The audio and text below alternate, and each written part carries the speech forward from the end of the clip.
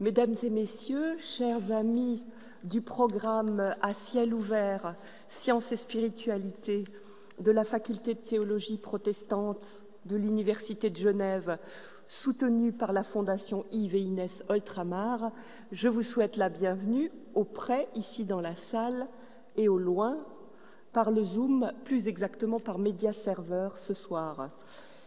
Je remercie également Yves Oltramar de nous faire l'honneur de sa présence ce soir, et tous ceux qui sont intéressés par ce programme pourront se réjouir de profiter ce semestre de 5 conférences différentes jusqu'au mois de juin, et nous commençons ce soir par une conférence théologique, puisque semestre dernier, c'était les cours de cosmologie, et maintenant, ce sont les conférences, c'est le cycle des conférences. Et ce soir, nous bénéficions des compétences de la professeure Sarah Stuart Crocker à partir de sa recherche éco-théologique dans le domaine de l'éthique théologique. Depuis août 2016, la professeure Sarah Stuart Crocker occupe la chaire d'éthique Jacques de Senarclan, d'éthique théologique à la faculté de théologie. Elle est venue du Canada jusqu'à Genève. Elle a fait sa thèse de doctorat au prestigieux Princeton Theological Seminary et elle a travaillé en particulier sur Saint-Augustin et la question de l'image du pèlerinage, qui est une image qui illustre la formation morale. Et elle a développé cet aspect de formation morale chez Saint-Augustin à travers l'image du pèlerinage, un ouvrage qui a paru en anglais et qui a été primé d'ailleurs, qui a été publié sous le titre Pilgrimage as Moral Aesthetic Formation in Augustine's Thought. Primé, et pour ceux qui ne lisent pas l'anglais, vous aurez peut-être la traduction en français prochainement, mais il y a un autre ouvrage qui va paraître en français chez Labor et Fides et qui porte précisément sur notre sujet ce soir, qui est intitulé « La terre martyre ». Il n'est pas encore paru, mais vous pouvez vous réjouir d'une parution prochaine. Et à la faculté, la professeure Sarah Stuart Crocker travaille plus spécifiquement sur son domaine privilégié Saint-Augustin, mais également sur les questions éthiques, de l'éthique théologique. Elle a notamment fait de belles conférences et publications sur le beau, la transformation du monde par le beau, qui est une manière très originale de présenter les choses, et les enjeux écologiques et environnementaux qui vont nous occuper ce soir, et qu'on a un petit peu oublié dans l'actualité plus brûlante ces dernières semaines, mais qui reste véritablement un enjeu majeur. Et donc, le titre de cette conférence, vous l'avez sous les yeux derrière moi, ce sont les enjeux planétaires et cosmologiques dans une perspective éco-théologique. Merci beaucoup à toi, Sarah, de nous faire profiter de tes compétences, et je te cède volontiers la parole avec joie. Nous vivons dans un moment historique où notre connaissance des systèmes planétaires qui gouvernent les conditions de vie sur Terre est plus complète que jamais. Nous vivons également dans un moment où notre capacité de percevoir la menace que présente notre comportement écologique au fonctionnement de ces systèmes est plus soutenue que jamais. Mais je dis bien notre capacité de percevoir, car si nous avons les outils scientifiques de mesurer ces phénomènes à une échelle à la fois d'une ampleur planétaire et un niveau de détail minutieux, il paraît que d'autres capacités nous manquent au niveau de la réponse aux conséquences de ces actions. Nous percevons, mais nous ne voyons pas. Nous voyons, mais nous n'intégrons pas. Nous intégrons, mais nous n'agissons pas. On a beaucoup discuté dans plusieurs domaines scientifiques, allant de la philosophie à la théologie, à la psychologie, à la sociologie, de cette réponse inadéquate à la menace de notre planète comme lieu habitable pour l'humanité et un très grand nombre de ses créatures, et qui bouleversera le fonctionnement des systèmes écologiques dans son ensemble, mais dont la pleine ampleur nous échappe. Et nous échappe en partie parce que notre action dans les années à venir l'influera, mais aussi parce que, malgré tous nos outils, nous ne maîtrisons pas ces systèmes complexes de notre Terre, qui est, selon notre connaissance encore très limitée, singulière dans les formes de vie qu'elle soutient. En effet, la sonnette d'alarme éthique, politique et scientifique ne devient que plus urgente au niveau écologique, dont l'équilibre que nous connaissons est en train de basculer. Mais mon but dans cette conférence n'est pas de vous redire tout cela en dressant une liste de ces phénomènes, à quel point ces enjeux planétaires et climatologiques sont urgents, ni ce qu'on peut dire d'une réponse, d'une perspective écothéologique sur l'urgence en tant que telle, bien que ces sujets sont évidemment pertinents et importants. J'aborderai plutôt une voie de réflexion qui conjuguera une axe planétaire ou cosmologique et une axe écothéologique par une autre voie qui relève de notre expérience de la vie sur Terre au sein du cosmos, la temporalité. Je commence par le tout début. Nos mesures de la temporalité sont ancrées dans les mouvements planétaires, jour et nuit, soleil, lune, planètes et étoiles. Nous savons que ces mouvements sont réglés par les cycles orbitaux des mouvements de tous ces corps célestes qui font partie de notre galaxie et encore de l'univers qui nous est encore si peu connu. Notre temporalité n'est pas simplement mesurée de manière plus ou moins abstraite par ces mouvements. Ils définissent les rythmes des saisons, les cycles de vie, de croissance et de décroissance, de mort et de renouveau. Cette danse astronomique et cosmologique gouverne le temps par lequel nous mesurons non seulement nos propres vies, mais l'histoire par laquelle nous sommes passés et le futur que nous anticipons. Et si nous prêtons notre attention aux enjeux écologiques et climatologiques de notre planète, y compris éthiques et politiques, on voit que la question de la temporalité les marque profondément. On connaît bien maintenant dans le domaine de l'écothéologie et de l'éthique environnementale le débat, par exemple, sur les discours catastrophistes, d'effondrement, d'éco-apocalyptiques, qui anticipent une sorte de fin des temps. On sait bien aussi que les mouvements des planètes continueront, même si les cycles de vie planétaires sont profondément bouleversés. Mais ces questions temporelles sur la fin sont profondément liées à notre manière de nous représenter dans le temps. Ça concerne un rapport affectif, éthique et politique au temps. Et c'est lié à donc des manières de nous représenter de plusieurs manières. Si les secondes, les minutes, les heures et les jours, les mois et les années, les décennies, les siècles, les ères sont mesurés par ces mouvements planétaires et cosmologiques, notre manière de représenter le sens de ces mouvements et notre place là-dedans fait appel à des éléments plus affectifs, plus imaginatifs. Et on le voit bien dans ces discours de la fin. Comment se rapporter donc à ces deux aspects de notre situation temporelle? Dans son livre récent, This Changes Everything, Capitalism versus the Climate, l'auteur et l'activiste écologiste Naomi Klein attribue à l'inaction face au changement climatique une forme de mauvais timing. Juste au moment où nous avions besoin de ralentir et de remarquer les changements subtils dans le monde naturel qui nous disent que quelque chose ne va vraiment pas.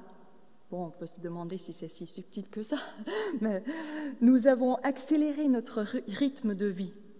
Juste au moment où nous avions besoin d'horizons temporels plus longs pour voir comment les actions de notre passé influent sur les perspectives de notre avenir, nous sommes entrés dans un feed du présent perpétuel, découpant nos capacités d'attention comme jamais auparavant. Klein accuse l'accélération des modes de vie qui correspond à des taux de consommation de combustibles fossiles, à des taux élevés, de nous empêcher de contempler les effets de cette accélération. Cette dynamique peut certainement être en jeu et elle mérite d'être relevée. Mais le défi temporel que présente le changement climatique est plus compliqué qu'un simple manque d'attention au présent. La dynamique temporelle du changement climatique présente des complexités fondamentales au défi de saisir, comme elle le dit, comment les actions de notre passé influent sur les perspectives de notre avenir.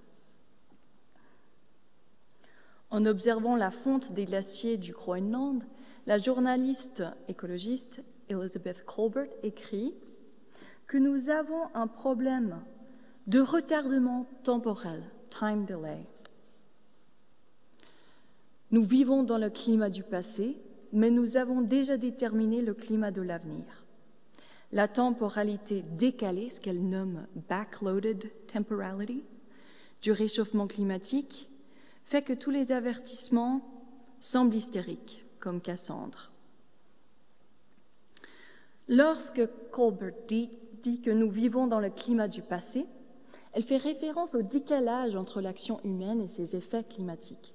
Les changements que nous vivons actuellement ne reflètent pas nos actions actuelles, mais celles des décennies précédentes. C'est ce qu'elle entend par temporalité décalée, un terme qu'elle a peut-être glané chez le philosophe Stephen Gardner. Gardner traite longuement des difficultés psychologiques morales qui émergent du fait que le changement climatique est un phénomène sévèrement décalé, lié à la dispersion des causes et des effets dans le temps. Effectivement, le dioxyde de carbone est un gaz à effet de serre dont la durée de vie est remarquable. Il peut rester entre 5 à 200 ans dans l'atmosphère, mais environ un quart de ces molécules peuvent rester dans l'atmosphère pendant des milliers d'années. Cela signifie que les effets des émissions de carbone sur le climat seront dispersés sur des centaines, voire des milliers d'années. Cependant, le problème n'est pas seulement la nature, la qualité à long terme des effets, mais le décalage entre les causes et les effets. Ceci, selon Gardner, crée de sérieuses difficultés épistémiques. Le décalage temporel rend difficile de saisir le lien entre les causes et les effets avec précision, ou de prévoir avec précision la pleine ampleur des conséquences des actions en cours. De plus, les émissions ont des effets cumulatifs et les boucles de rétroaction sont un exemple frappant de cet effet cumulatif. Donc, les boucles de rétroaction, feedback loops, peuvent entraîner des effets soudains d'accélération ou de décélération rapides qui défient les projections basées sur les changements passés. La fonte des glaces arctiques évoquée par Kolbert est un exemple clair de boucle de rétroaction positive, c'est-à-dire d'accélération. Je l'ai mis là. Et vous pouvez le lire, mais bref, plus ça fond, plus ça fond. Mais il peut aussi y avoir un point critique, à quel moment le boucle ne peut plus être ralenti ni interrompu, car il se perpétue lui-même. Pour revenir brièvement à Gardner, pour lui, ce qui est le plus inquiétant au niveau moral, c'est qu'un certain décalage, et il redéploie ce terme de backloading, caractérise aussi la structure de la motivation morale, c'est-à-dire notre motivation éthique à réagir au changement climatique. Et ceci dans la mesure où les conséquences des émissions actuelles retombent en grande partie sur les générations futures, tandis que les avantages reviennent en grande partie au présent. Donc pour Gardner, le décalage temporel du phénomène, fragmentant les causes et les effets, crée aussi un décalage de motivation morale. Bref, pour tous ces auteurs, la temporalité du changement climatique, décalée, retardée, soumise à des boucles de rétroaction, et ceci à l'échelle planétaire, à un certain point dépasse la capacité humaine à prévoir et à quantifier de manière précise ses effets dans le temps, à la fois présent et futur. Les changements climatiques que nous connaissons actuellement reflètent des décennies d'activités antérieures, et les effets des actions actuelles ne deviendront que pleinement apparents dans les décennies et les siècles à venir. Nous pouvons observer les effets passés et présents, mais nous ne pouvons pas retracer précisément leurs causes. C'est-à-dire, on ne peut pas on sait que le réchauffement climatique aggrave plein de phénomènes climatologiques, mais on ne peut que parler de liens à ce niveau-là, enfin, avec un niveau variable de précision selon les phénomènes en question. Nous pouvons observer des actions passées et présentes, mais nous ne connaîtrons pas toute l'étendue de leur impact. Et lorsque nous traçons les causes et les effets, il y a une limite à la précision avec laquelle on peut le faire. Ces auteurs, donc je représente ces arguments de ces auteurs, et c'est important de noter que ces auteurs ne présentent pas cela dans un esprit de sceptisme, car nous savons beaucoup sur ces phénomènes, et nous savons que leur impact est déjà là et s'aggravera. Mais ils observent une limite à la précision de nos prévisions. Mais, et je reviens là à Gardner, qui dit que le caractère temporellement fragmenté et dispersé du changement climatique signifie qu'en tant que phénomène se produisant à une échelle de l'ordre des siècles et des millénaires, pose un défi psychologique moral quant aux réponses éthiques. Et l'un d'eux est la façon dont nos perceptions du temps informent nos réponses à la fragmentation temporelle du changement climatique en tant que phénomène planétaire. Mais ici, je vais dévier de Gardner et d'autres. Car quand on représente le problème éthique en termes du calcul des causes et des effets, on présuppose que la motivation morale dépend précisément de pouvoir suivre ces causes et ces effets de manière précise et que c'est la logique principale de l'agir moral. Je pense que c'est un présupposé incomplet. Et on le voit d'ailleurs dans le fait que les réponses sont jusque-là inadéquates. Est-ce vraiment les données sur les causes et les effets qui sont insuffisantes? Il semblerait que malgré les limites de nos prévisions, nous avons de loin suffisamment de données sur les systèmes planétaires en plein basculement pour savoir que le phénomène est en cours et est grave, et de pouvoir anticiper toute une gamme de conséquences. Les rapports du GIEC, dont le plus récent est sorti il y a juste quelques semaines, le font de manière très détaillée. Ce présupposé concernant la motivation morale sous l'angle d'une logique cause-effet est lié, il me semble, au présupposé que les perceptions du temps qui sont éthiquement pertinentes sont principalement liées à des méthodes chronométriques pour mesurer le temps et s'y projeter dedans. Donc, pour être clair, mon intérêt n'est pas de nier que ce suivi des causes et des effets est un aspect important de la motivation morale, mais il ne capte pas le tout. Et précisément à l'échelle planétaire du temps long, on a besoin de moyens de penser autrement le lien entre la temporalité et la motivation morale.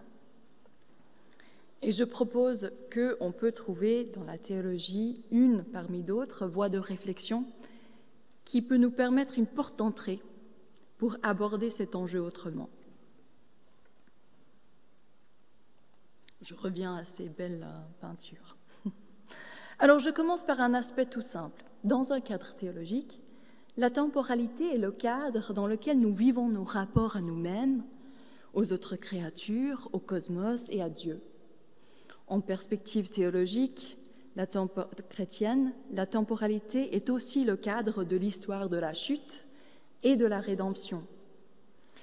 Et parce que c'est le cadre de la rédemption,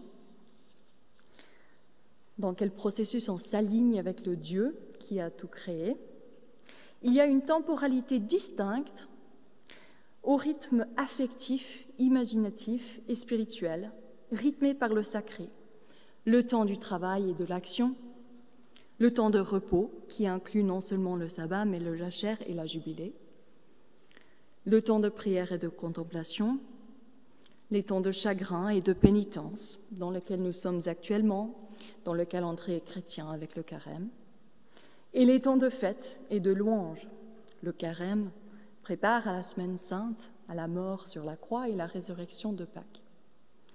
Les temps qui rythment donc la vie du corps du Christ, le temps du kairos, distinct du chronos, n'est pas tout simplement spirituelle dans le sens où elle serait abstraite et retirée de la concrétude de la vie.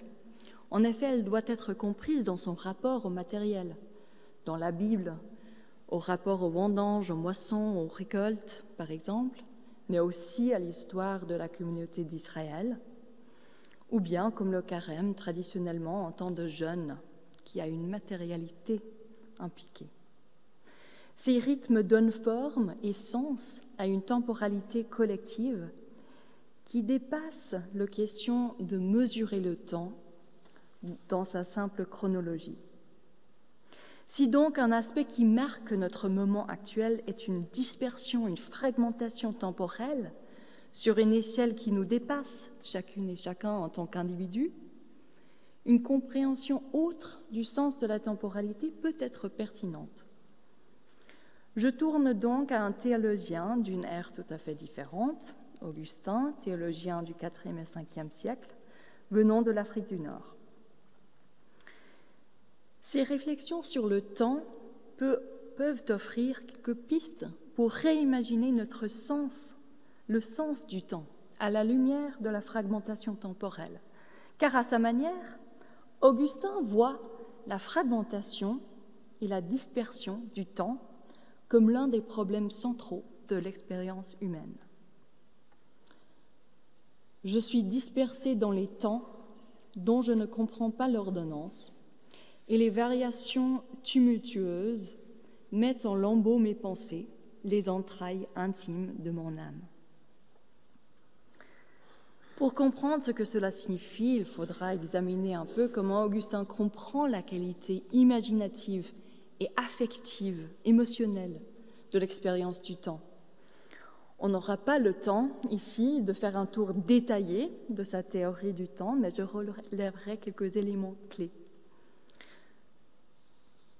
Le rôle de l'imagination dans la théorie du temps d'Augustin peut être particulièrement pertinent pour décaler les cadres établis de mesurage temporel. Ce complément imaginatif au modèle de prévision scientifique est utile précisément parce que les prévisions, en particulier, comme je l'ai dit, face à un phénomène qui est si fragmenté dans le temps, échappera toujours, dans une certaine mesure, en tout cas, au calcul définitif de cause et effet. Donc le modèle d'Augustin qu'on verra déplace la logique chronométrique comme le centre du sens éthique du temps. En partie parce que pour Augustin, la temporalité en tant que telle a un élément de l'insaisissable. Et en partie parce que, comme on le verra, le modèle d'Augustin unit les dimensions imaginatives et affectives de comment nous nous orientons dans le temps. Je note en passant, et c'est un point auquel je reviendrai à la fin, qu'une petite littérature récente en philosophie suggère que l'imagination morale est une notion importante parce que ça nomme ce qui nous permet de dépasser des cadres éthiques qui se montrent inadéquats d'une manière ou autre. Donc si la fragmentation temporelle est l'une des manières dont le changement climatique pose un défi face auquel les cadres éthiques actuels se montrent inadéquats, comme le prétend Gardner, alors une notion d'imagination temporelle peut résonner avec cette littérature sur l'imagination morale, et j'y reviendrai à la fin. Des moyens imaginatifs donc de répondre à la temporalité du changement climatique peuvent former partie des moyens de réagir, de tenir compte de cette qualité dispersée de l'échelle temporelle du changement climatique. Je reviens à Augustin donc, mais avant d'élaborer les dimensions imaginatives particulièrement, je note que ce n'est pas qu'il néglige le cadre chronologique. Augustin conçoit la temporalité de deux manières, en tant que cadre cosmologique, notamment défini par rapport au mouvement planétaire, et je note ici quelques détails dans cette peinture de Botticelli d'Augustin. On voit l'horloge juste au-dessus de son épaule, et on voit aussi cette sphère qui montre un modèle des planètes. Dans ce sens, donc, dans ce sens du temps cosmologique, le temps, selon Augustin, est créé par Dieu dans la création du cosmos. La temporalité, dans ce sens, est profondément liée à sa cosmologie chrétienne, dans quel contexte les lois physiques émergent de la volonté divine qui gouverne l'ordre de l'univers. Et je note aussi, en revenant à cette peinture et ce détail de l'horloge, que dans la peinture, l'heure est fixée à l'heure des complis, le dernier temps des prières. Donc on a en quelque sorte ces deux sens de la temporalité réunis dans cette peinture. La temporalité cosmologique qui est représentée par les mouvements des planètes, et aussi l'horloge par laquelle on mesure les jours, mais qui rythme aussi ce temps sacré qui pointe à une heure de prière. Alors, ce temps cosmologique pour Augustin est cosmologique à la fois dans le sens du mouvement des planètes, mais aussi dans le sens de la cosmologie créationnelle théologique. Mais tout en affirmant cette temporalité cosmologique, il refuse l'idée de restreindre la définition du temps même au mouvement planétaire. Il aborde surtout le temps comme expérience, comme fonction de l'imagination, par lequel nous nous représentons le passage du temps. Pour Augustin, en effet, la temporalité dans le sens cosmologique de mesurer les secondes, les moments, est difficile à saisir pour les humains de manière immédiate. Le présent est toujours en fuite. Dès qu'on dit « Ah, voilà, ici le moment présent », il est passé. Le présent est un point en mouvement perpétuel, tendu entre le passé et le futur. Et donc le temps cosmologique, dans ce sens-là, est constitué d'une succession de moments insaisissables pour l'humain. Ce qu'on mesure donc quand on mesure le temps est notre expérience du temps, dans la mémoire du passé et l'anticipation du futur. On se représente le temps par ces billets, pour Augustin, comme une sorte de distension de l'esprit qui est une fonction de l'imagination. Et pour Augustin, cette forme d'imagination temporelle est ce qui permet de rendre cohérent notre conscience du flux temporel. C'est ce qui lui donne forme et nous permet ainsi d'en faire sens. Pour illustrer cette distinction entre mémoire et anticipation ou attente, Augustin prend l'exemple du chant d'un psaume. Et je note tout simplement ici que cette illumination qu'on voit des astronomes, que j'avais affichée au début, une trinité d'astronomes en quelque sorte, fait partie d'un psautier du XIIIe siècle. Alors, pour chanter un psaume, qu'est-ce qu'il doit faire? Il doit tenir ensemble, dans son esprit, la conscience du tout, et ensuite, quand il commence à chanter, les paroles qu'il a prononcées déjà et les paroles qu'il prononcera ensuite. Une syllabe mène à la suivante, un mot se termine et un autre se commence, et ainsi le passage du chant prend forme par la distension. Il l'exprime comme étant une sorte de distension dans l'esprit, imagé. Et c'est par cet exemple qu'il tente d'exprimer cette fonction de l'imagination qui nous permet de représenter le passage du temps. Et c'est pour lui un exemple paradigmatique de comment les êtres humains représentent la durée temporelle à toutes les échelles, jusqu'au siècle. On le voit à la fin de cette citation.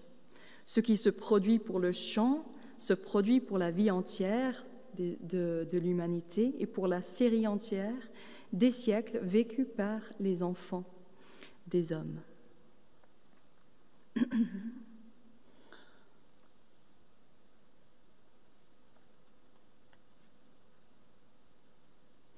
Alors, l'accent mis par Augustin sur le chant des hymnes et des psaumes comme exemple de mesure du temps révèle l'importance des pratiques ecclésiales et communautaires qui créent des orientations dans le temps, qui façonnent le sens partagé du temps. Ce sens temporel est orienté par des croyances et des pratiques de communauté, en communauté, et c'est ce qui façonne notre imagination temporelle. Donc en cela, l'imaginaire temporel augustinien est situé très clairement dans un cadre affectif et spirituel, mais aussi ecclésial et scripturaire. Prendre au sérieux la dimension affective des réflexions d'Augustin sur le temps révèle l'importance des exemples qu'il utilise pour illustrer la mesure du temps avec l'intention. Réciter un poème, chanter un hymne et chanter un psaume. L'ordre, justement, de ces exemples n'est pas anodin. Pour Augustin, les psaumes en particulier proposent une sorte de thérapie de la vie affective humaine. Rappelons la citation du départ. « Je suis dispersé dans les temps dont je ne comprends pas l'ordonnance et les variations tumultueuses mettent en lambeaux mes pensées, les entrailles intimes de mon âme. » Et on peut y ajouter cette autre citation, « C'est en toi, mon esprit, que je mesure les temps. Pas de bruyante obstruction contre moi, c'est-à-dire pas de bruyante obstruction contre toi-même dans la cohue de tes affections. » La question de la temporalité pour Augustin n'est pas un dilemme philosophique divertissant. Il se heurte à la clameur de son esprit et de ses affections, ses émotions. Il se heurte au désordre spirituel qui menace de le fragmenter dans le temps, de l'éparpiller, de le priver non seulement de sa propre cohérence, mais aussi de sa relation cohérente au Créateur du temps, qui gouverne ses relations à toutes les autres créatures. Et donc il est tout à fait parlant qu'il se relie justement au psaume comme thérapie affective quand il réfléchit au temps. Les psaumes sont des poèmes bibliques profondément expressifs de l'expérience humaine, de la place de l'humain dans le monde et dans le cosmos, de ses désirs et de ses chagrins. Le chant des psaumes était au cœur de la vie liturgique de l'Église de l'époque d'Augustin. Le chant des psaumes a aussi manifestement, selon son récit dans les Confessions, bouleversé lors de sa conversion, l'a emporté, comme il le dit, par une vague d'émotions qui l'ont permis aussi de traverser des moments parmi les plus difficiles de sa vie, notamment la mort de sa mère et de son fils. Le chant des psaumes était au centre de ce flot d'émotions. Le sens affectif des psaumes est cohérent donc avec le sens dans lequel Augustin pense que mesurer le temps, c'est mesurer les affections. Et je viens à une troisième citation. L'affection, c'est elle que je mesure quand elle est présente, non pas ces choses qui ont passé pour la produire. C'est elle que je mesure quand je mesure les temps. Donc chanter un psaume n'est pas simplement un exemple formel de la façon dont la distance de l'imagination temporelle fonctionne. L'exemple porte aussi sur les contenus générateurs de sens qui façonnent ces orientations augustiniennes. En effet, face au caractère insaisissable du temps, Augustin affirme que la manière dont on se perçoit dans le temps, afin de surmonter sa fragmentation, est une question de vocation.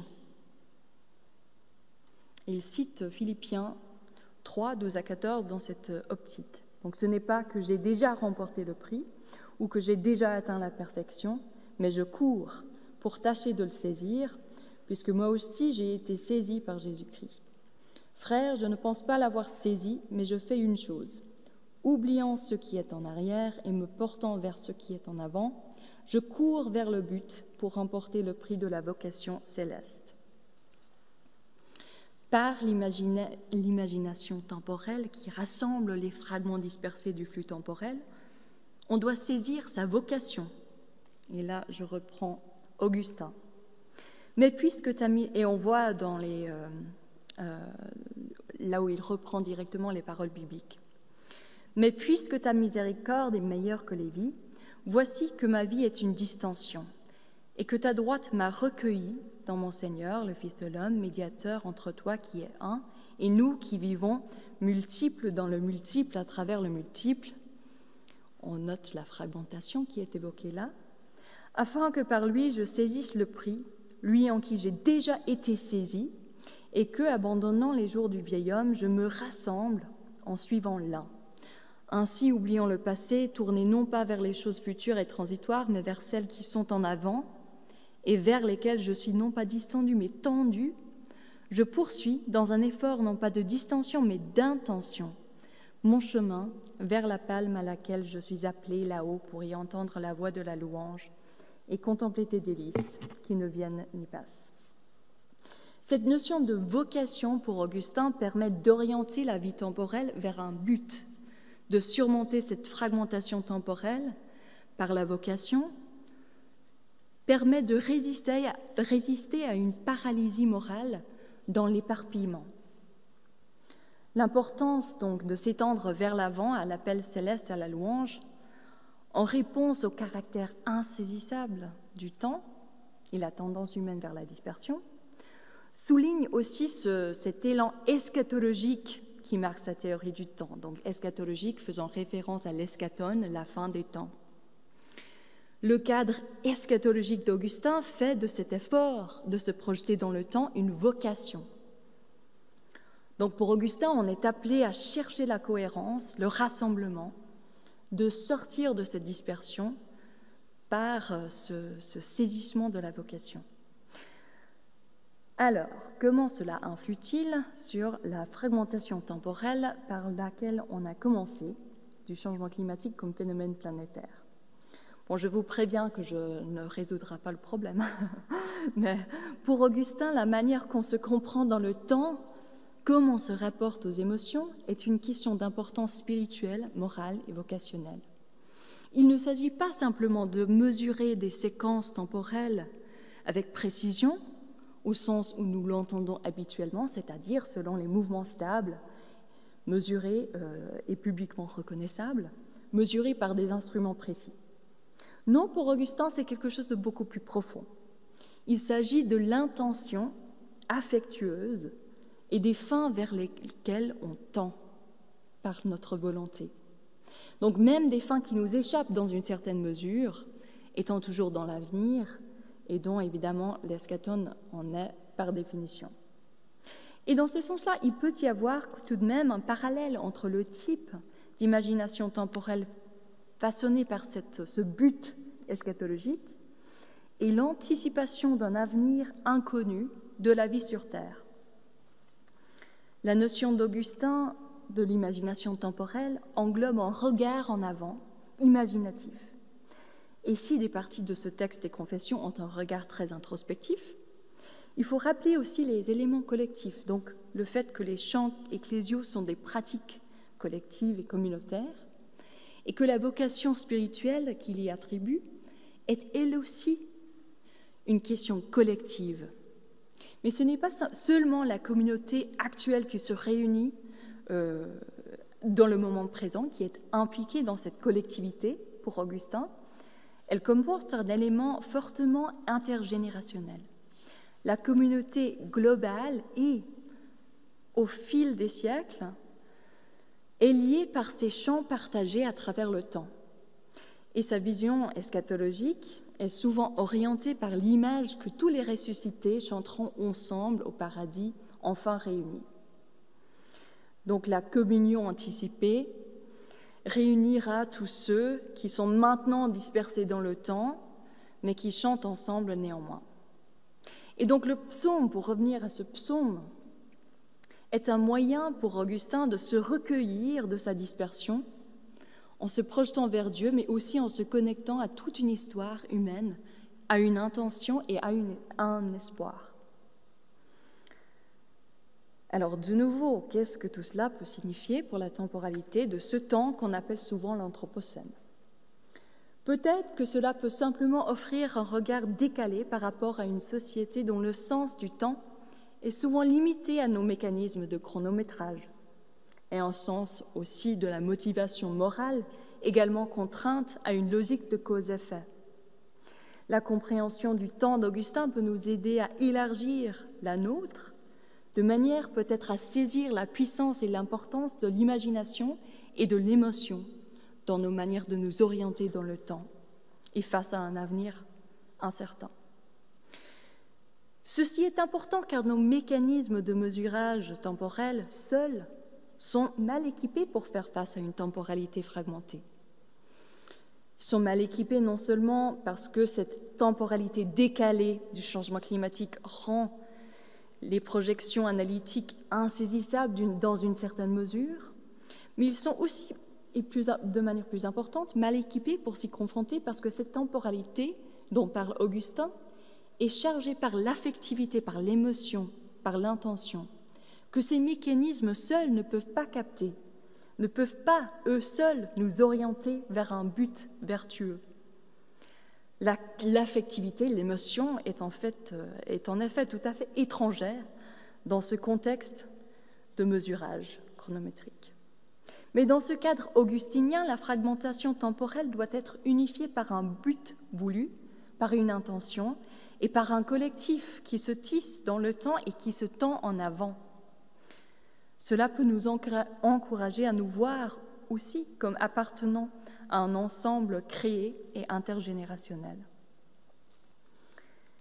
Et ça nous rappelle que de prêter notre attention à la façon dont nous voyons dans le temps et par rapport à une fin anticipée a une importance vocationnelle. Je reviens donc brièvement à ce point sur l'imagination morale, parce que relier notre action présente à une fin anticipée nécessite un saut imaginatif. Donc l'imagination morale, comme je l'avais évoqué brièvement, répond aux limites des concepts et paradigmes éthiques actuels. Bref, pour ces auteurs, dont j'en parlerai d'un en particulier, l'imagination morale répond aux insuffisances de concepts éthiques et de cadres éthiques même qui orientent la vie humaine. Ce cadre inclut la dimension temporelle. Pour illustrer ce point, j'évoque brièvement un texte du philosophe Jonathan Lear, Radical Hope, Ethics in the Face of Cultural Devastation. Pour illustrer ce point, Lear, dans son livre, prend comme point de départ la dévastation culturelle du peuple indigène Crow au XIXe siècle. Dans quel contexte le chef, au début du XXe, Plenty-Coups, énonce ces paroles énigmatiques, et c'est une photo de lui-même. « Quand les bisons sont partis, le cœur de mon peuple est tombé par terre, et il n'a pas pu se relever ensuite. Après cela, il ne s'est plus rien passé. » Notez donc d'abord le lien matériel, quand les bisons sont partis. Le lien entre ce départ des bisons au cœur du peuple. La présence du bison et le cœur du peuple sont donc liés. Et quand ils partent, le cœur tombe. Et ensuite, plus rien ne s'est passé. Qu'est-ce que cela veut dire de dire qu'après cela, il ne s'est plus rien passé? Lear réfléchit sans trouver la réponse. Cela semblerait être une déclaration rétrospective d'un moment où l'histoire a pris fin. Mais qu'est-ce que cela peut signifier que l'histoire s'épuise? Si l'on comprend l'expérience humaine du temps comme le fait Augustin, la déclaration du chef Plenty-Coups reflète l'impossibilité de façonner les fragments de l'expérience temporelle de manière cohérente. Il est devenu impossible, suite à cette dévastation culturelle, de se construire un récit cohérent du sens de l'expérience, et donc impossible de mesurer le temps. Le temps se fige d'une certaine manière, quand le cœur tombent par terre. Comme l'écrit Lear, la dévastation culturelle subie par les Crows et d'autres peuples indigènes pendant la colonisation de l'Amérique n'était pas simplement un effondrement de la vie éthique telle qu'elle était traditionnellement pratiquée, donc l'effondrement de modes de vie qui défendaient des vertus cohérentes avec une culture nomade et centrée aussi sur des pratiques chasseurs-guerriers. C'est, selon Lear, un effondrement des concepts mêmes par lesquels la vie éthique était jusque-là comprise. Ces concepts qui structurent donc le sens de la vie éthique incluent toute la structure affective et vocationnelle qui façonne non seulement une histoire, mais un imaginaire temporel. Après cela, plus rien ne s'est passé. Dans le contexte de la théorie temporelle d'Augustin, dire comme le fait Printicou face à une telle dévastation émotionnelle et vocationnelle, dire après cela, il ne s'est plus rien passé à toute sa place. Consciente du grand écart historique et culturel entre ces figures, je vois néanmoins une certaine résonance dans le sens du temps qui est intrinsèquement affectif et vocationnel, c'est-à-dire lié à la manière que nous comprenons le sens de notre agir dans le temps et que l'on oriente vers un but. Et ceci est tout à fait essentiel à mon sens à ce moment dans l'histoire où la fragmentation temporelle auquel nous faisons face exige que nous nous orientons dans le temps vers l'avenir de manière plus complète, plus ample que nous ne pouvons le faire par nos modèles de prévision. Et je conclus. Nous avons fait ce petit parcours de la temporalité augustinienne, non pas parce que ça résout le défi actuel de la fragmentation temporelle du changement climatique, ni de la réponse inadéquate, mais pour alimenter une réflexion sur comment on comprend le sens du temps dans un contexte éthique, sa pertinence pour ces dilemmes éthiques et politiques actuels. Dans ce contexte, il me semble, un regard chronologique et un cadre de motivation centré sur une logique cause-effet appellent à des compléments imaginatifs, affectifs et vocationnels. La théologie augustinienne du temps montre comment la temporalité fragmentée du changement climatique est, dans une certaine mesure, en continuité avec l'expérience humaine de la temporalité tout court. C'est quelque chose qui n'est pas unique à ce moment, mais qui marque ce moment de manière particulière par ces phénomènes. Mais sur ce point, la compréhension temporelle d'Augustin peut aider à élargir notre compréhension du temps dans un cadre planétaire et cosmologique, de manière à mieux saisir les rapports entre la perception, l'imagination et la motivation morale. Si la difficulté de répondre à la fragmentation temporelle est caractéristique de l'action humaine dans le temps en tant que telle, et dont les défis pour la motivation morale et l'action éthique sont moins liés au suivi précis des causes et effets que nous sommes enclins à le supposer, alors la piste de l'imagination temporelle d'Augustin peut élargir les termes pour répondre à une telle fragmentation. Augustin peut nous aider à voir que le défi éthique et existentiel de la fragmentation temporelle face aux enjeux planétaires écologiques actuels est aussi lié à la manière dont nous nous orientons dans le temps par l'imagination, l'émotion et l'intention. Si j'ai proposé que l'imagination temporelle offre un décalage, en quelque sorte, par rapport à une temporalité planétaire et cosmologique, j'espère néanmoins avoir montré qu'il peut être une voie de réflexion complémentaire à cet enjeu fondamental de notre moment écologique et historique. Merci beaucoup.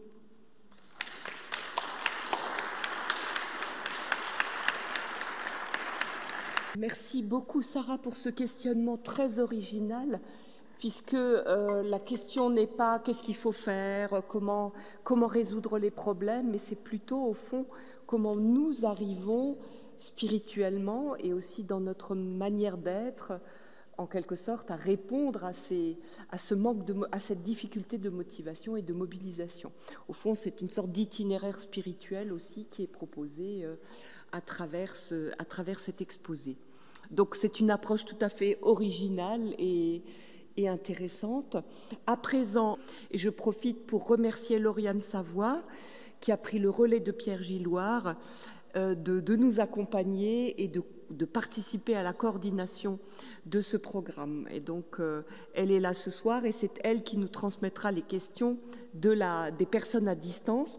Nous allons commencer par des questions ou des réactions des personnes qui sont dans la salle. Merci beaucoup pour votre magnifique conférence.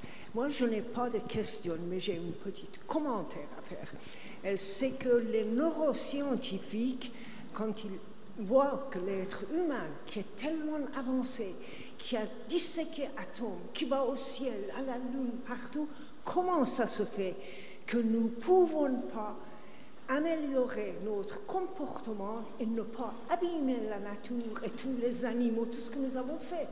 Et nous sommes comme si nous sommes en train de créer notre tombeau, parce que nous sommes peut-être les derniers êtres humains que nous pouvons vivre comme ça encore, 100 000 ans, je ne sais pas quoi. Alors eux, ils ont cherché quelle est la raison de cette faiblesse de pensée de l'être humain, et eux, ils disent que donc nous avons le cortex cérébral qui est la partie très évoluée de notre cerveau, et nous avons le partie primitive, une région qui s'appelle stratium, et ça c'est cette région qui sécrète le dopamine. Dopamine, si vous voulez, je peux l'appeler hormone de plaisir. Alors quelqu'un qui est très riche, il veut toujours plus. Quelqu'un qui est dominant, genre monsieur Poutine, il voudrait toujours plus. Donc, et tout ça parce que c'est dopamine qui est sécrétée.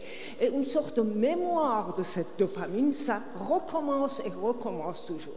Alors, ils disent, le moyen est comment pour réveiller notre conscience de devenir plus fort que sécrétion de dopamine. Ils disent que nous devrons plus penser à notre cortex cérébral, qui est le siège de conscience. Réfléchir plus et le rendre plus fort que la partie primitive de notre cerveau. Et pour ceci, un des moyens qu'ils disent, méditation. Merci beaucoup, oui.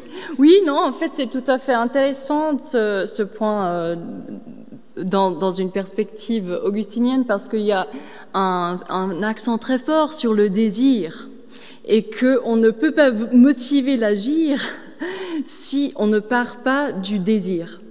Et donc, tout l'enjeu, d'une certaine manière, de formation morale, de cultivation morale, d'éducation morale, est d'orienter le désir là où il devrait tendre. Et je pense que ça répond... En fait, pour lui, c'est moins une question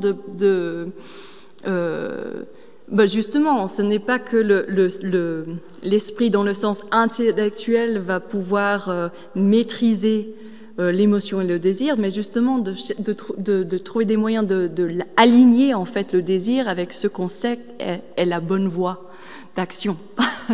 Donc peut-être qu'il y a un petit point, un lien là dans ce que vous venez de présenter. Merci.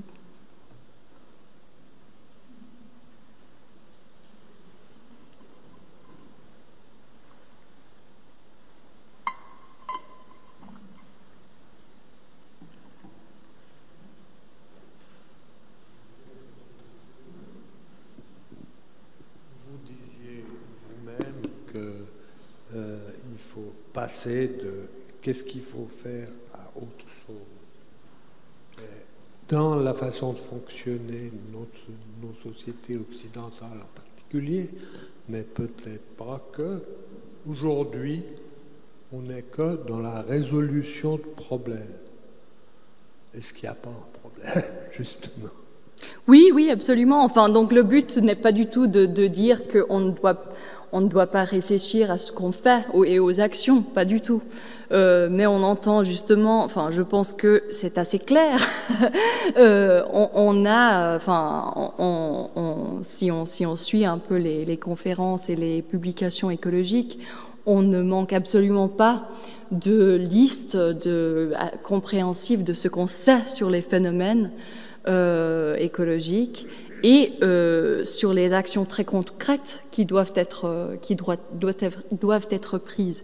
Et donc mon but là était de dire, mais face à cette manque de réponse adéquate, quand on sait ce qui est exigé, est-ce qu'il n'y a pas quelque chose qu'il faut réfléchir au niveau de quelles sont les structures de notre motivation, qu'est-ce qu'est-ce qui nous pousse, qu'est-ce qui nous lance. Et je pense que, enfin, c'est pas une chose non plus, cette réflexion sur le temps, comment on pense le temps n'est qu'un aspect de ces questions très complexes de motivation, mais c'en est une. Ce que je voulais dire, c'est qu'on est dans une culture très imprégnée où c'est la mode un peu de fonctionner comme ça. Ah, je comprends, oui. Est-ce que c'est pas, par rapport à ce que vous proposez, une résistance encore supplémentaire à faire cette évolution? L'ampleur du problème, quand on est dans une logique de vouloir résoudre les problèmes. Enfin, je pense que ça pourrait être, on pourrait faire le lien à une logique cause-effet, problème-résolution, et quand ça nous dépasse, quand c'est d'une telle ampleur, oui, je pense que ça peut présenter un obstacle supplémentaire de paralysie en quelque sorte, et donc de trouver les moyens de se décaler par rapport à cette ampleur. Qui est si vaste, je pense que c'est important aussi. Et de se figer aussi dans le concret. Donc, cette réflexion sur le temps est en quelque sorte une question existentielle de comment on se conçoit comme être dans le temps. Mais on doit aussi se figer, se rapporter au concret. Et il y a je pense que bon, j'aurais pu élaborer un peu la manière que Augustin voit le lien entre cette temporalité et le matériel, mais je pense que c'est important aussi pour faire face à cette ampleur qui nous dépasse, de se figer dans le concret, enfin, pas de se figer, mais de se rapporter au concret. Oui, merci.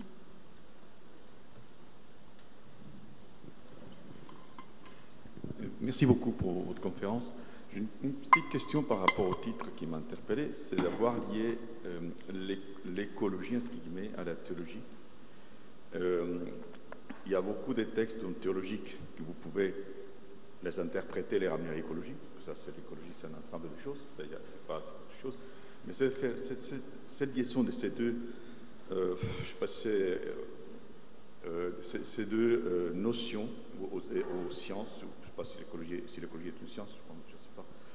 Mais c'est dans ce sens-là que c'est bien. Est-ce que chez vous, c'est quelque chose des modes, puisque l'écologie, c'est à la mode, entre guillemets, même si c'est réel, hein, mais c'est à la mode, donc lier quelque chose à la mode, quelque chose de théologie qui n'est pas tellement dans la société, tout comme l'éthique. Il fait partie de nous, mais il n'y est pas dans la société de tous les jours. Quel est votre objectif en faisant ça? Alors, si j'ai bien entendu toute votre question, c'est quel est l'intérêt de lier écologie et théologie? Oui, enfin, alors je pense que si le terme écologie est peut-être un terme plus contemporain, d'une certaine manière, qu'en théologie, la question de comment on pense notre rapport au monde, aux créatures, et au cosmos n'est pas du tout nouvelle. Elle fait partie de la réflexion théologique depuis le début. Mais donc il y a une continuité bien sûr historique dans ce sens-là. Mais je pense aussi que c'est la tâche de la théologie, comme toute autre discipline, de se soucier de l'actualité et de tenter par ses moyens de réfléchir à ce qui nous trouble, ce qui nous pose problème de sens dans le moment actuel. Et donc, je pense qu'il y a, d'un côté, il y a une continuité historique dans cette réflexion théologique qui est tout à fait, qui dans les œuvres théologiques, on peut voir l'élaboration par rapport à plein de théologiens au fil de l'histoire, mais c'est aussi, oui, c'est tout à fait une volonté de penser théologiquement une question d'actualité urgente. Qu'est-ce que la théologie peut en faire? Et d'autant plus que la théologie chrétienne et la culture chrétienne a été, depuis le début de ce débat, en quelque sorte, en religion et écologie, attribué un rôle assez vilain dans la construction de notre culture qui est coupable maintenant de la crise écologique. Donc, que fait-on aussi avec ce défi? Comment est-ce que on a contribué? Bonsoir, merci pour la conférence. J'avais une question justement par rapport à ce que vous me dites. Ça me fait penser à ce que Baptiste Morisot appelle la crise du sensible. Donc ce rapport de l'homme en tant qu'être vivant et au vivant, et de le considérer de manière plus justement affective, émotionnelle que purement rationnelle. Mais c'est vrai que ce qui m'a manqué dans votre présentation, c'est justement, parce que Baptiste Morisot, il remet en question dans les textes sacrés ce rapport de l'homme qui a été vu comme étant supérieur aux autres, et donc qui a un espèce de droit de vie et de mort sur les autres créatures, et qui s'est abstrait de sa responsabilité de vivant en tant qu'autre être vivant. Et ça, disons qu'en voyant le titre, je me suis dit que c'était quelque chose qui peut-être pouvait être abordé, même si j'ai compris que ce n'était pas votre propos. Oui, en effet. Alors, il y a plein de sujets en écothéologie qu'on aurait pu aborder. Et la question de la place de l'humain parmi les créatures et dans la création était évidemment, c'est quelque chose qui a été beaucoup discuté dans la littérature écothéologique. D'une certaine manière, c'est tellement discuté que c'était moins mon intérêt de reprendre cet élément, mais c'est tout à fait, je pense, ça fait tout à fait partie de cette confrontation théologique qu'on doit faire, qui doit être faite, parce que les abus possibles de textes sacrés et de pensées théologiques on les connaît, hein. C'est pas du tout donc il y a une nécessité, une exigence de pouvoir répondre et de déconstruire les usages abusifs, exploitateurs, destructifs de ces pensées, de ces textes. Et je pense, moi j'adore Morisot, donc merci de l'avoir évoqué, j'adore ses textes. Et sa manière, en fait, très spirituelle aussi de penser le rapport de l'humain à l'animal, qui est très parlant. Il parle même d'une sorte d'exercice spirituel de se déplacer. Et je trouve que c'est très parlant dans un... il y a des liens autour de cette spiritualité qui sont intéressants à mon avis. Mais oui, je pense que l'une des manières essentielles de répondre à ce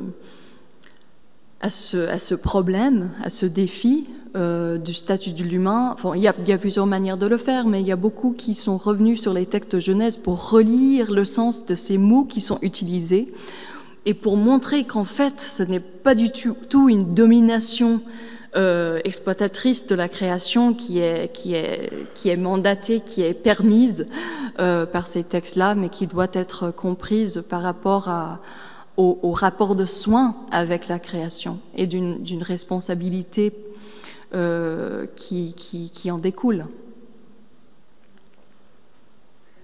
Je me permets aussi de faire un commentaire et de te poser une question, parce que ce que j'apprécie beaucoup, c'est que tu nous présentes la théologie non pas comme une sorte de leçon de morale de ce qu'il faudrait faire, hein, si on était bon chrétien et bon croyant et bon lecteur de la Bible, mais comme un exercice spirituel qui est finalement beaucoup plus large. Et dans cette conception du temps, moi ça me frappe que si on lit par exemple le commandement du sabbat, de respecter le 7e jour, on peut le lire dans une lecture très moralisatrice.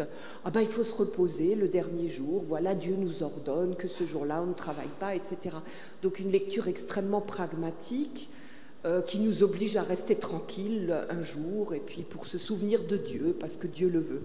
Alors qu'en fait, dans un exercice spirituel comme ce que tu nous as montré, c'est le moment de réunir finalement ces fragments du temps dispersés que nous vivons à d'autres moments, pour pouvoir, au fond, nous concentrer sur ce qui est vraiment l'essentiel et redonner sa place à chaque chose Et donc un vrai exercice, une sorte de discipline intérieure qui ne relève pas du tout d'un exercice de moralisation ou de morale. Moi je me dis que si la théologie peut montrer ça, ça serait aussi une inspiration spirituelle beaucoup plus large que juste quelque chose qu'il faut faire ou ne pas faire, au sens dogmatique, quoi. Et qui peut être abordé par d'autres voies et pas simplement par la méditation, par exemple, qui peut être un moyen de faire une sorte d'exercice spirituel. Donc je pense qu'il y a plusieurs portes d'entrée, mais justement, c'est un regard qu'on manque peut-être quand on pense à la théologie et le sens de ces rythmes, non seulement du sabbat, mais ensuite du jachère, de la jubilée, etc. C'est que vous connaissez tous Frédéric Lenoir. Frédéric, il dit que améliorer le monde, pour ça, il faut qu'on retourne à nos origines des premières religions. Dans toutes les religions, au départ, il y avait beaucoup d'éthique. Et si nous retournons à ça, parce que maintenant les églises sont vides, alors si nous retournons à ça, nous voyons le bon côté éthical des religions, ça peut être utile. Et d'autre part, j'aimerais ajouter peut-être le plus ancien philosophe du monde, Zoroastre, qui était philosophe. Il n'a pas créé la religion zoroastrisme, c'est les gens qui en ont fait une religion. Zoroastre, il dit, il est le premier écologiste du monde, qu'il ne faut pas souiller l'eau, il ne faut pas souiller la terre, il faut respecter les animaux, il faudrait planter des arbres, rien jeter les choses sales, même le cadavre, on ne le met pas dans la terre, vous le mettez sur les auteurs et les animaux viennent les manger. Donc ça, c'est vraiment l'écologie tout à fait qu'il a dit. Et je trouve que si nous retournons à la base de toutes les religions qui ont un côté éthical très important, nous pouvons nous éduquer, chacun, mais tout comme nos enfants de cette manière-là, pour qu'on puisse un peu sauver la planète que nous sommes en train de détruire. Merci.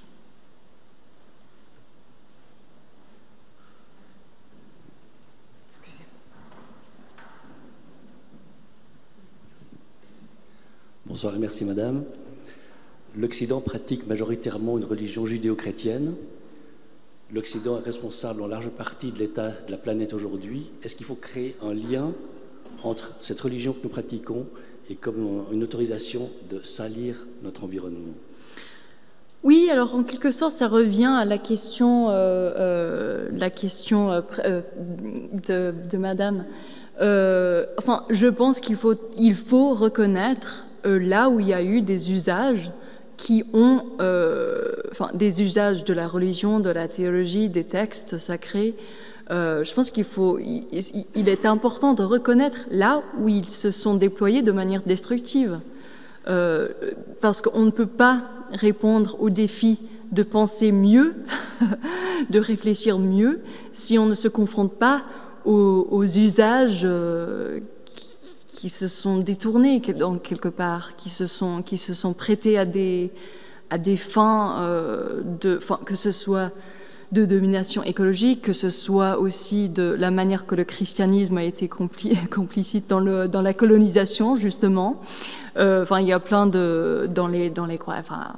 l'histoire des religions est pleine d'exemples d'usages totalement dominateurs et destructifs. Donc je pense que oui, il faut absolument se confronter à ces choses-là, si on veut penser autrement, si on veut penser mieux.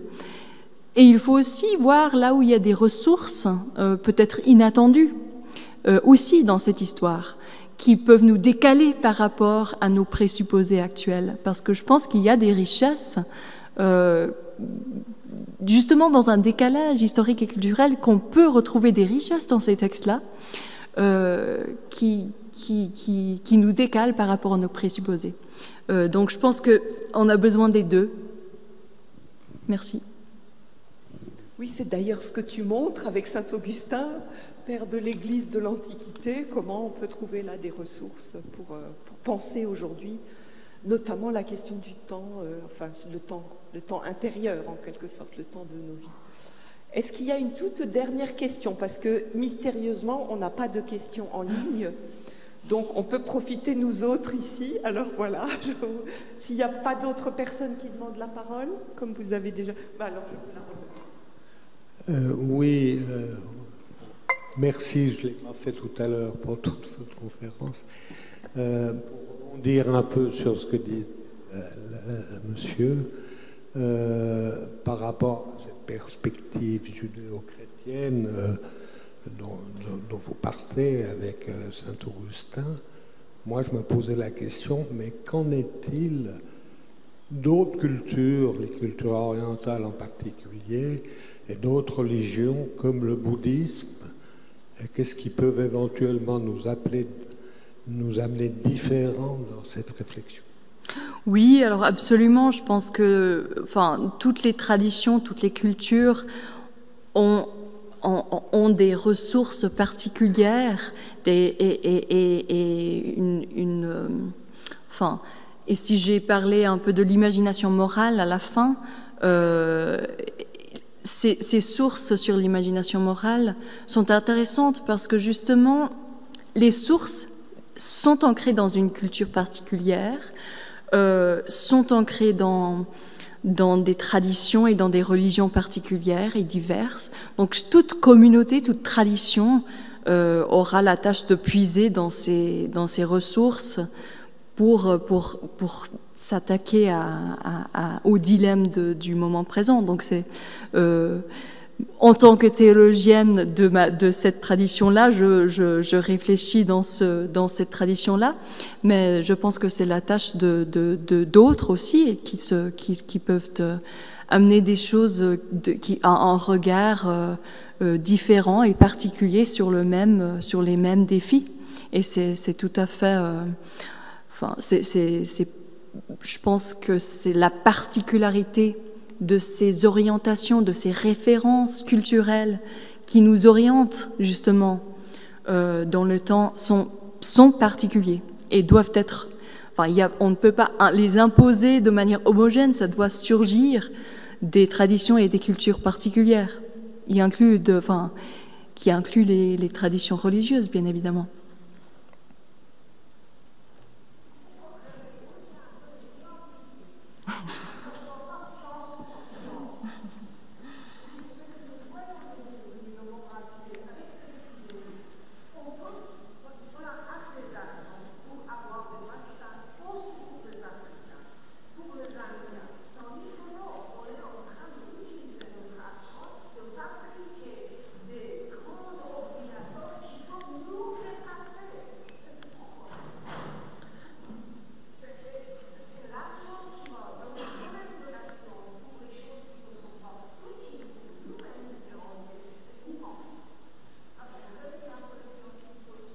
Donc la dernière intervention, c'était pour dire qu'il faut réveiller aussi les scientifiques et l'utilisation des ressources qui est actuellement gérée.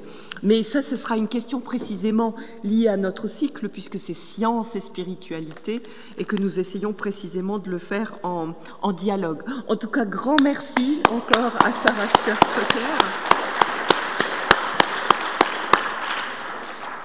Et donc nous aurons la joie d'avoir une prochaine conférence très prochainement, le jeudi 31 mars, à la même heure, 18h15.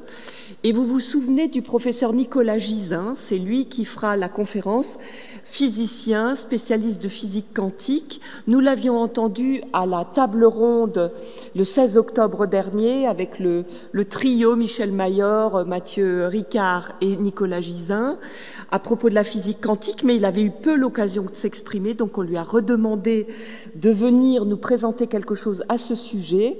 Il a entre-temps fait sa leçon de départ à la retraite, mais il va nous proposer le titre suivant: Les deux erreurs d'Einstein, finalement Dieu joue au dé. Et c'est intéressant parce que sa leçon d'adieu s'intituler « Les 3 erreurs d'Einstein ». Donc, si vous voulez savoir quelle est l'erreur d'Einstein qui, entre la leçon de départ et maintenant, est tombée, venez suivre notre conférence. Et pourquoi Dieu joue au dé, ça aussi, il nous l'expliquera. Donc, le jeudi 31 mars prochain, et ensuite, nous aurons des conférences, 3 conférences de l'astrophysicien, astronome Trinh Xin Tuan, que vous connaissez entre-temps, qui vient régulièrement nous faire des conférences. Mais ça, on y reviendra plus tard. Donc, rendez-vous la prochaine fois et bon retour.